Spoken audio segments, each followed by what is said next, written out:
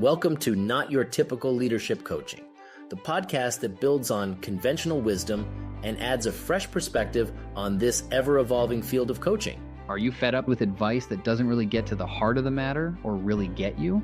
Whether you're a reluctant or seasoned leader, this podcast is for you. Embark on a journey of actionable insights, harness untapped potential, and learn to develop a mindset that will transform you permanently. Not Your Typical Leadership Coaching, where we shatter boundaries and awaken the confident and compassionate leader within.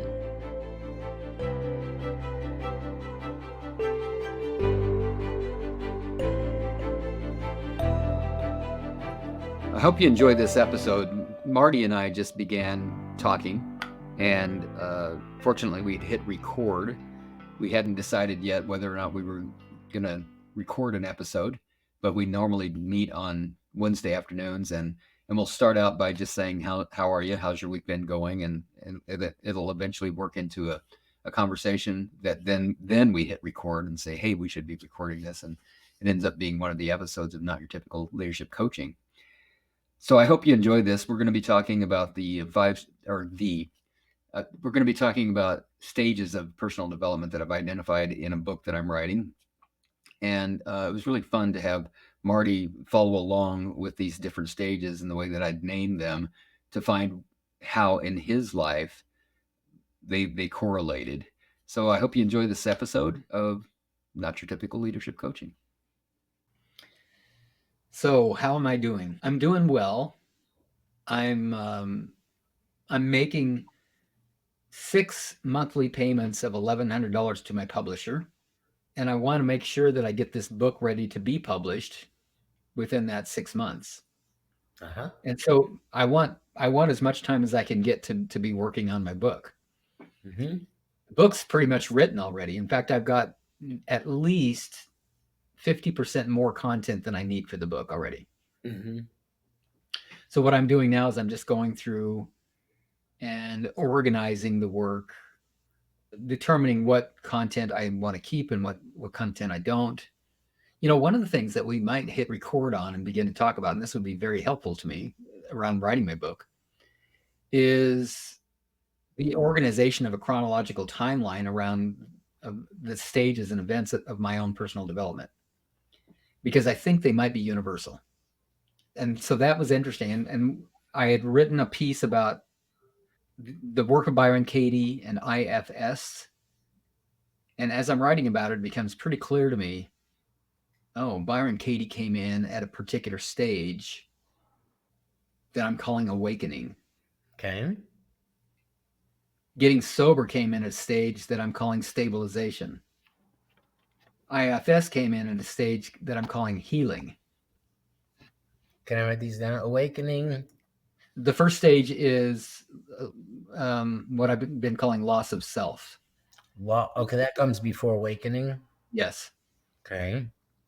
Loss of self, and then stabilization actually comes next. And then awakening. Okay. And then healing. And then growth. That's how I'm identifying it now. And I'm thinking that I might want to organize my book accordingly. I like that. It makes sense, doesn't it? I wonder if, like, reading or paging through Michael Singer, his first book to the end of the third book, if you would find this pattern, or maybe reading Siddhartha by Hermann Hesse, if you'd find this same, he loses himself and then gets stabilized and then awakens and heals and grows. I wonder, where else could you look for this pattern? And now I'm looking for myself, like, okay, loss of self. I can see that as I'm finishing my graduate degree and going, oh my God, I'm not doing this. What am I doing? Stabilization. I got a part-time job in New York City. I had friends there. Things were stabling out, putting money in the bank. And then I met Guru Mai, awaken. Right? Then the healing began. And how do you mark off when the healing's done and growth starts? Well, I think it's different for everybody. I don't think I was capable of growing until I'd healed enough. Mm-hmm. That makes sense. Mhm. Like if you just came off the battlefield and you're, shot to holes through, you got to heal first before you can get up and start growing. Yeah, you're not going to learn anything new. You're not going to be able to exercise and Right. get under a 4-minute mile until you've healed enough. And Right. Right. right. Mm-hmm. So might be growth and development or growth and expansion. I was trying to keep the names of the stages really brief. Uh-huh.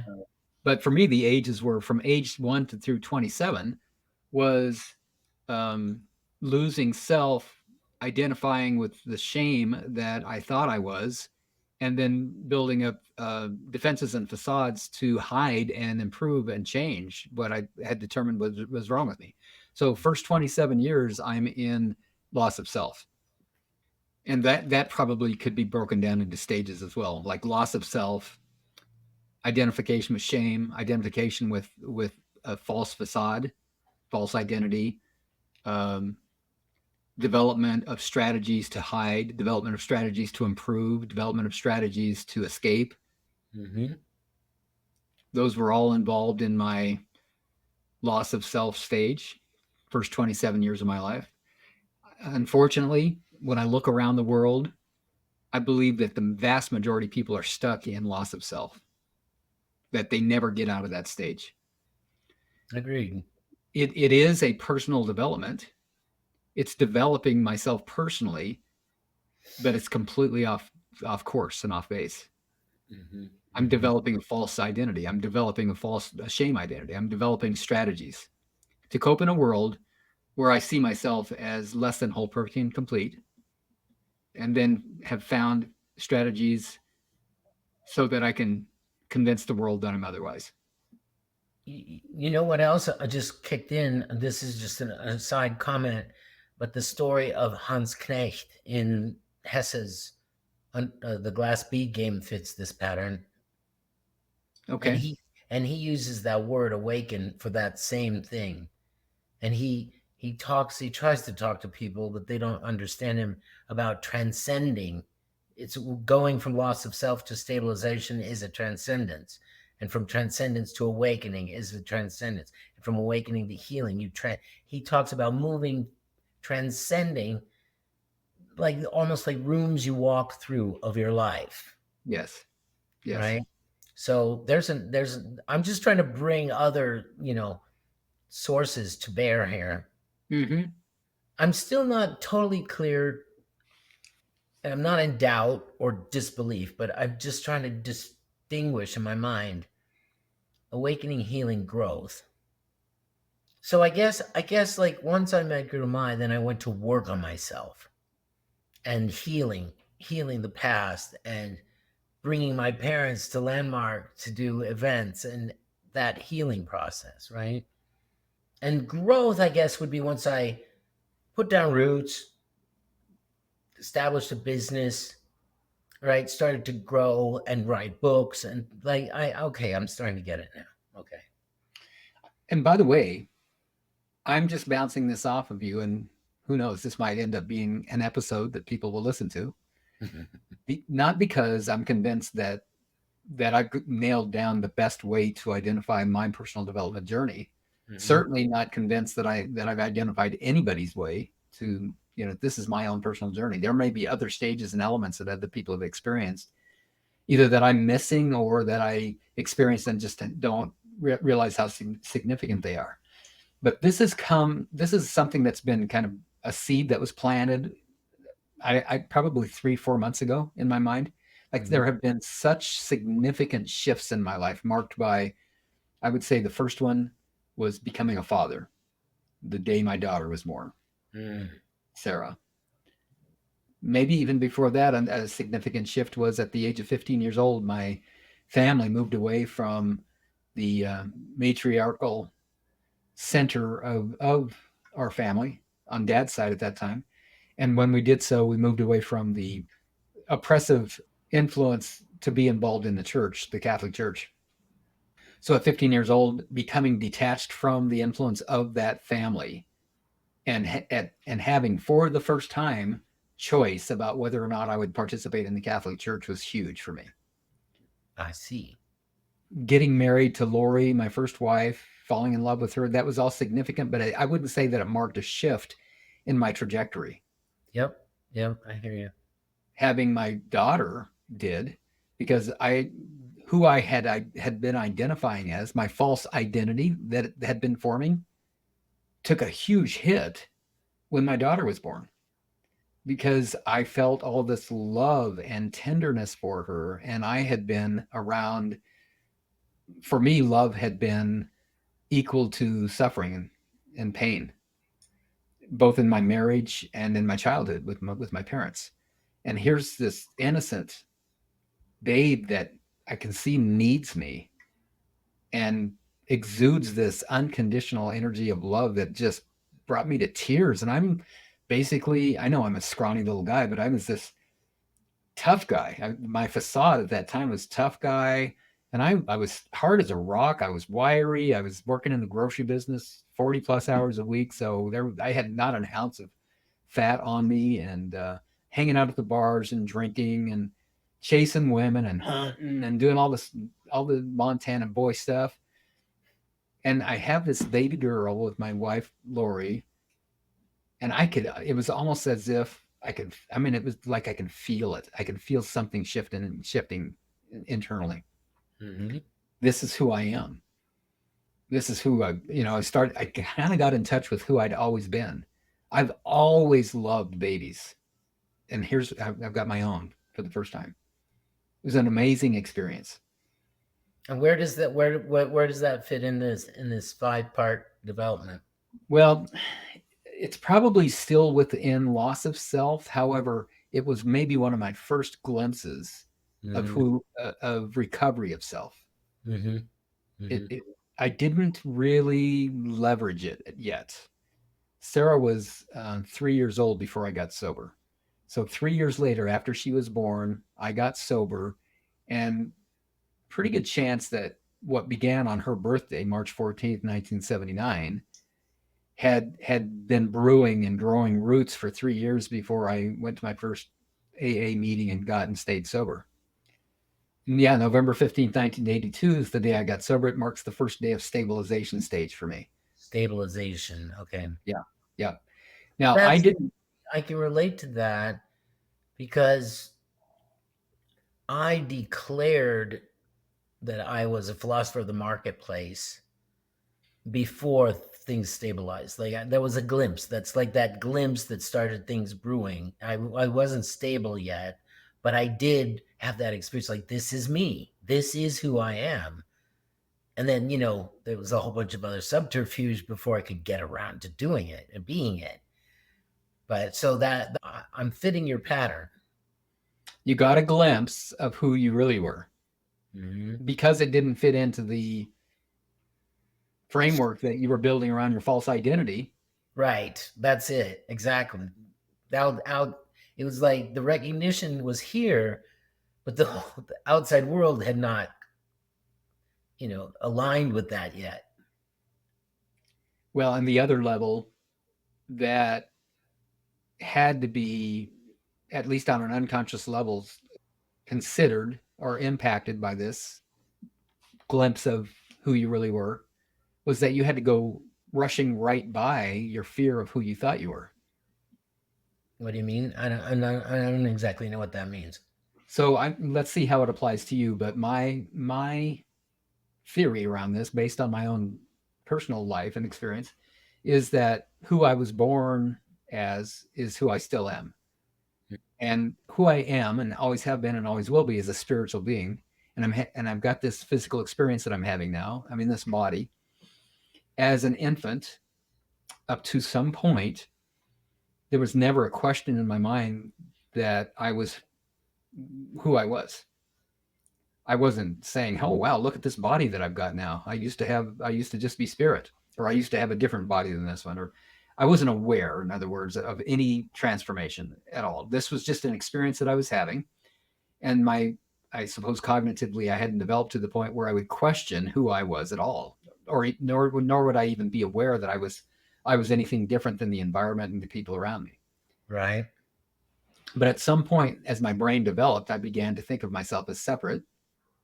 And when that happened, thinking of myself as separate from everything and everybody else, that was maybe the first glimpse into the possibility that maybe things were amiss. Maybe I wasn't whole, perfect, and complete. And once that, I believe, once that settled in as what felt like the truth, in other words, a belief that I am less than whole, perfect, and complete in some way, like I'm stupid, I'm not enough, I'm too much, I'm too demanding, I'm too much trouble, I'm not lovable, whatever version of that might have been for me at that time, whatever version it would be for anybody else considering this for themselves, that is the moment shame is born. And not just shame, not just a feeling or experience of shame, but an identity of shame. Who I am is too much, not enough. Mhm.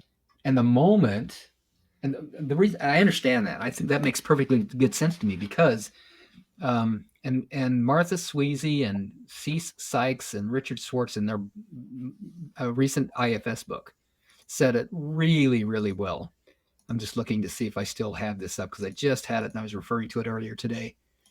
It says, here it is, since young children read their emotions as important information about themselves, not about others in their environment, those who experience neglect or abuse are especially likely to feel responsible for their caretaker's behavior.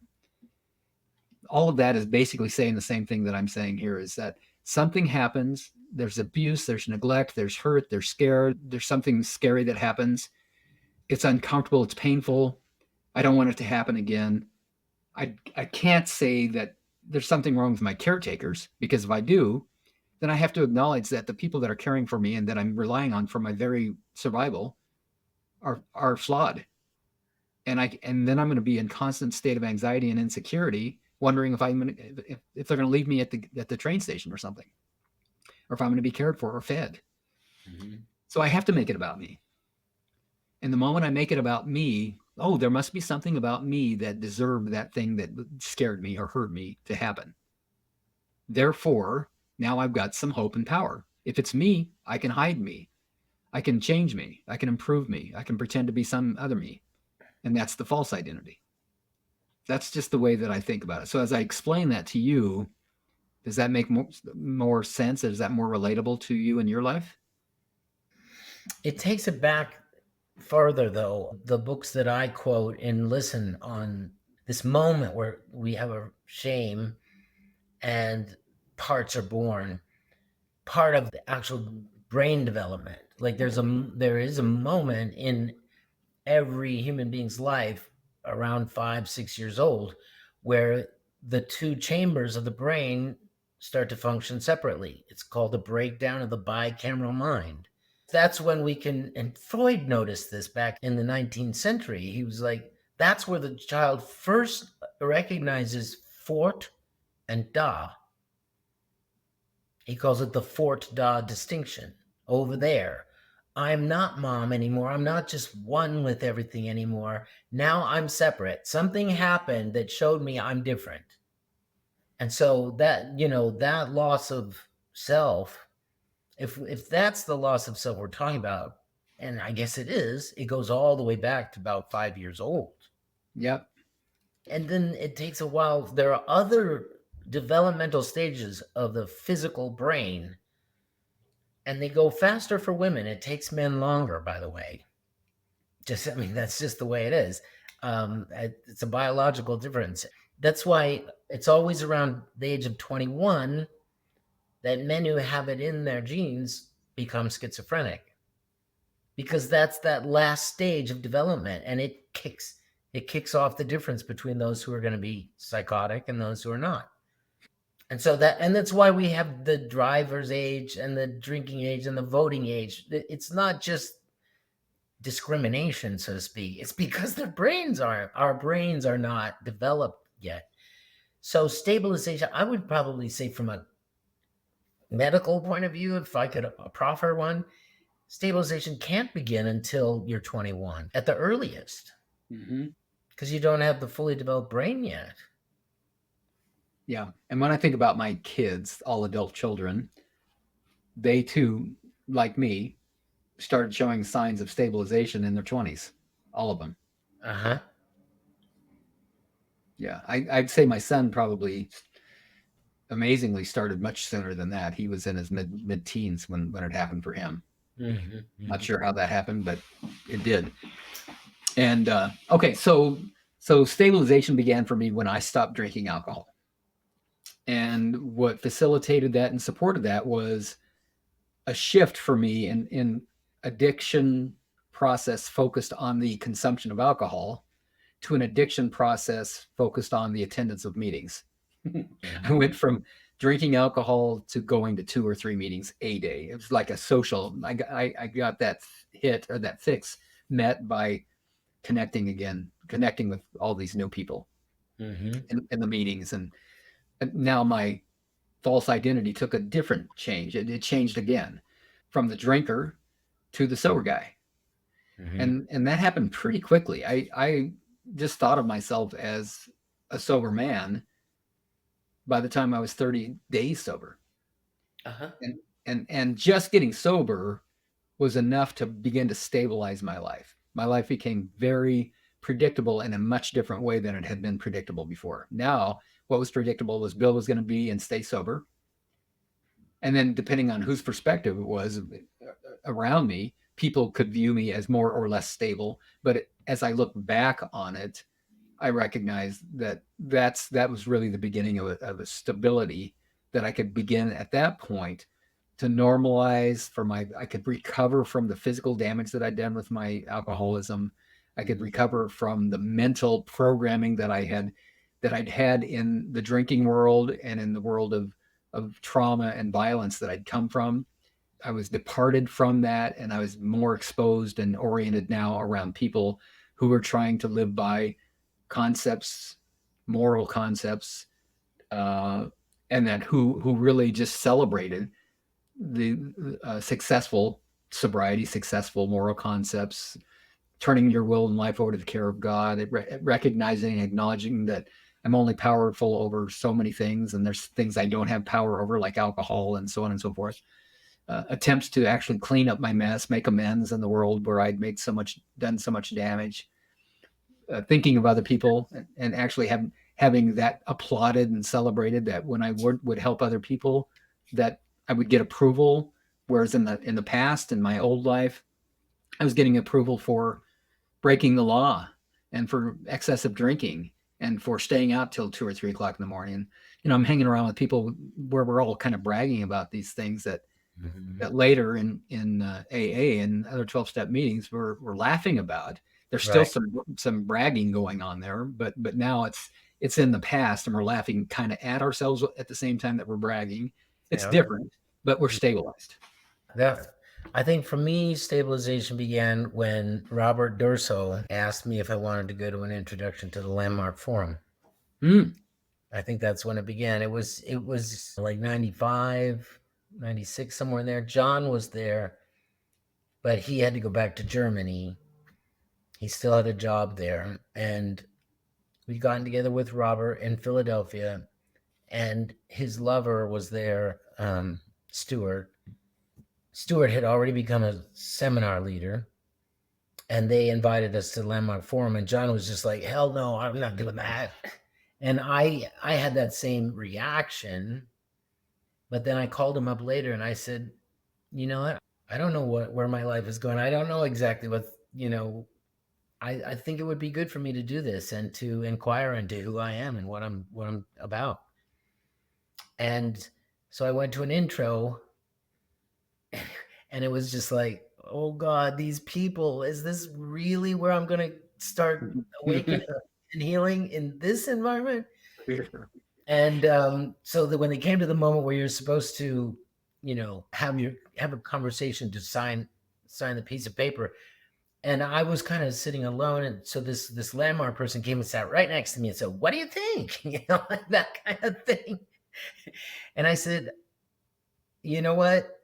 Don't break the magic. I'm going to sign up, but if you talk to me, I might not." And so he went away, and I went and signed up.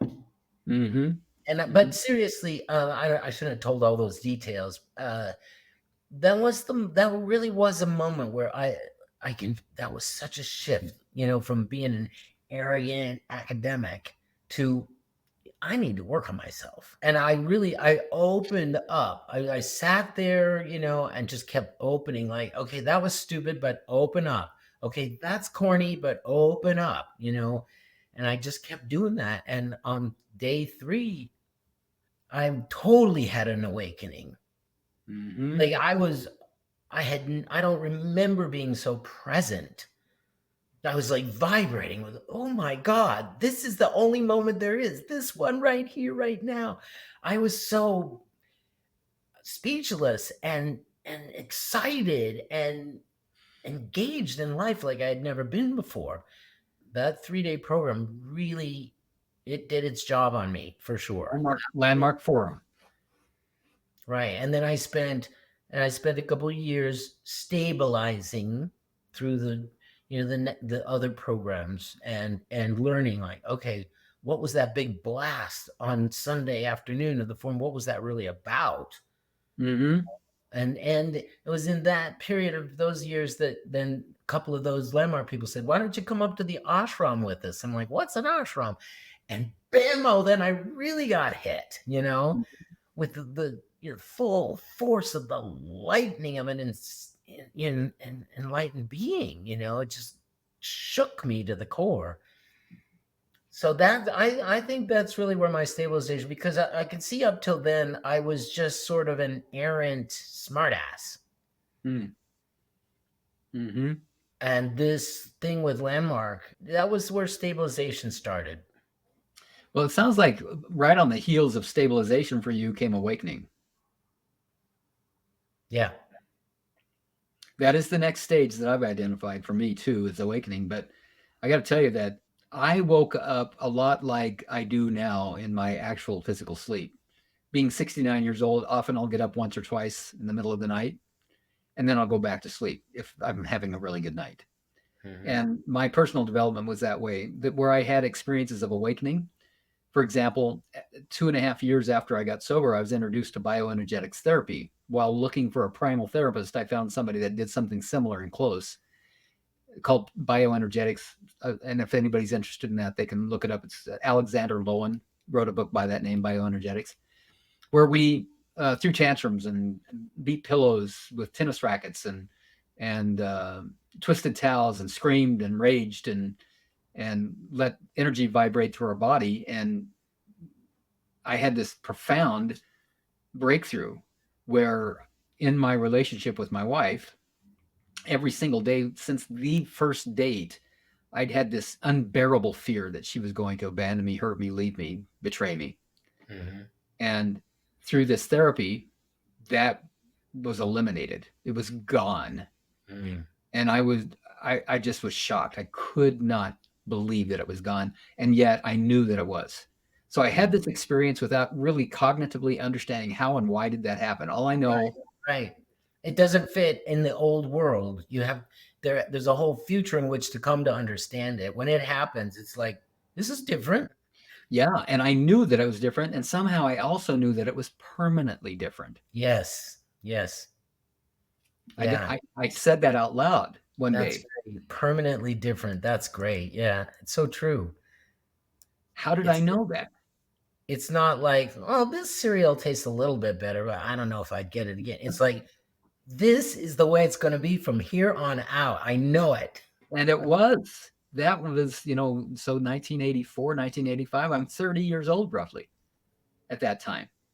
And I'm 69 years old today. I've never, ever once, not with my first wife, not ever. And I've had a lot of relationships since then. Never have I felt that insecurity and that fear that I was going to be hurt, betrayed, abandoned, and destroyed by somebody leaving. Yeah. That's right. Yeah. I get it. So that was a waking up, but then I went back to sleep again. Yeah, I mean, I hear you. Like, it was also, I was still going to raves during this time. Mm-hmm. I mean, that isn't exact. Well, there is a kind of awakening in there. I mean, though that was an amazing time, because when you take the ecstasy or MDMA, whatever you want to call it, it has an effect on you such that you don't all of those fears and loss of self and barriers and intervening conversations that you have in your head between you and other people, they just go away, and you're just like open and caring and interested. And there's this, it was an amazing, that's why it's used in therapy, because it really drops all those barriers. It's like it So bypasses the false and shame identities. you could tell because I was up on the dance floor with my shirt off dancing. Now that's not me with no shame. That's, I mean, that is me with no shame. But I'm just saying, like, I get that, there are, and to this day, I'm not like, there is a permanent shift that is in place and will always be, but it still goes up and down. My awareness and my connection to God and all of that, it goes in and out. It's not like it's not like permanent enlightenment. Awakening happened for me. There's another big significant mark. So November 15th, 1982, November 15th, 1982, that's sobriety date. Bioenergetics happens 2.5 years later. That's more of stabilization and just a blip of awakening within stabilization. But I think I went into a deep sleep, especially after my wife got diagnosed with a brain tumor and then died 14 months later. Went real deep, went into a very deep sleep after that. And my addictive process went, remember, it had gone from alcohol consumption to meeting consumption, meeting attendance. Now it went from meeting attendance, and add another layer to that, went to sexual acting out with women for 2 years after my first wife died.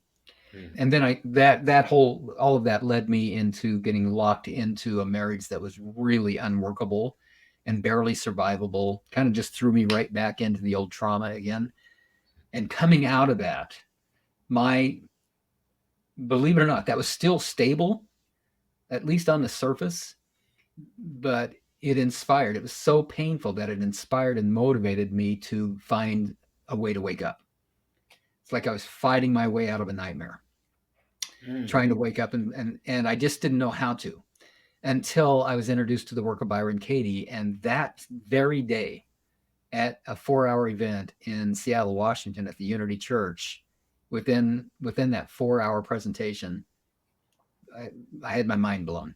And it was in that awakening, what had happened was my focus, which had always been external, and people had talked to me about this in the past and said, Bill, you need to take your focus from the external to the internal. They might as well have said, Bill, you need to walk on the moon this afternoon. How do you do that? How do you take your attention from the what the hell does that even mean? It was so frustrating. Byron Katie actually gave me a method for doing that without saying, what we're going to do is show you how to go inside. She just said, look at your thinking. If you're suffering, it's because your thoughts argue with reality. So are you suffering? Yeah. I don't know anything but suffering. Yes, I'm suffering. What are your thoughts? And that woke me up.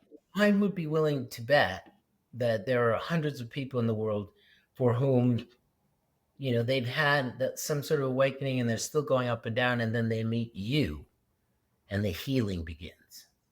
Like, you're there, Byron Katie. I would say that's probably true. I hope that that's true. That when they meet me, they're a good fit for me if they've been stable for a while. Yeah. Even if that stability still looks like a lot of chaos. Because like me, they might be so committed because of the chaos to a change that they're willing to do things that they wouldn't otherwise be willing to do. They're willing to look at things differently than they'd be willing to look at them. And I would call that not healing, but awakening. But very, very soon for these people. And this is what I tell my clients, is that because it took me 27 years before I began to get stabilized, because it took me another 20 years before I could get to awakening, you don't have to take that long. You don't have to take 20 years from stable to awakening. You can have awakening now, like in a matter of weeks. And you can have healing now also within a matter of days or weeks. It can happen simultaneously. For me, awakening happened for a long time, and then healing pointed straight up, starting in 2016 with the introduction of IFS. And I've been on that trajectory ever since. Healing. And now I would say in the last 4 or 5 years, Marty, growth. Because I've healed enough, because I'm probably 51% or more healed, I have now the capacity for growth and expansion. I think you're right about, for me, there was like this cluster of stabilizing, awakening, and healing I would throw in there too, because I think one of the biggest factors in my healing process has been meditating. I have spent at least an hour every single day since April 24th, 1994. Wow, that's very impressive. 30 years. And sometimes more than that, like on days when we have intensives, it's like 6-7 hours, That's impressive. But that has, a lot has gotten healed in those hours that I'm sitting, not trying to get the world to behave the way I want it to. Well said. Yeah.